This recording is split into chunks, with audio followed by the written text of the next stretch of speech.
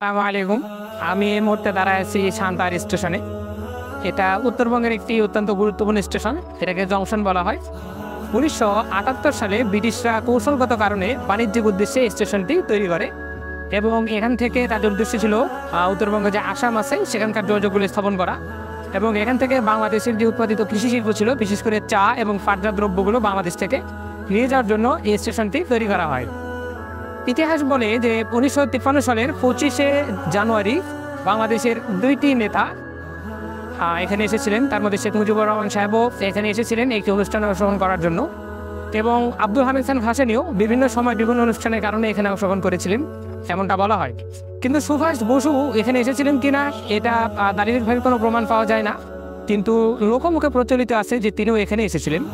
এখান থেকে সাধারণত ঢাকার যোগাযোগ থেকে শুরু করে এখান থেকে এক লাইন দিয়ে আপনি ঢাকা হয়ে চট্টগ্রাম পর্যন্ত চলে যেতে পারবেন।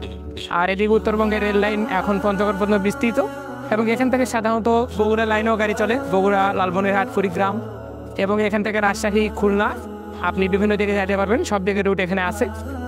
আর এই জায়গাটি অত্যন্ত সুন্দর একটি জায়গা এবং প্ল্যাটফর্মটি অনেক ভালো। আর একটু আগে আমি এদিকে ঘুরে আসছি, তো এখানে এমন অনেক স্থাপনা আছে যেগুলোর সাথে এখন ব্যবহার নাই এবং অনেক অব্যবহৃত আপনার কোচ এরকম পড়ে আছে, সেগুলো সরকারি, এগুলো নষ্ট হয়ে যাচ্ছে। তো সেগুলো রেল কর্তৃপক্ষের দায়িত্ব, সেগুলো নিয়ে আমি কথা বলতে চাচ্ছি না।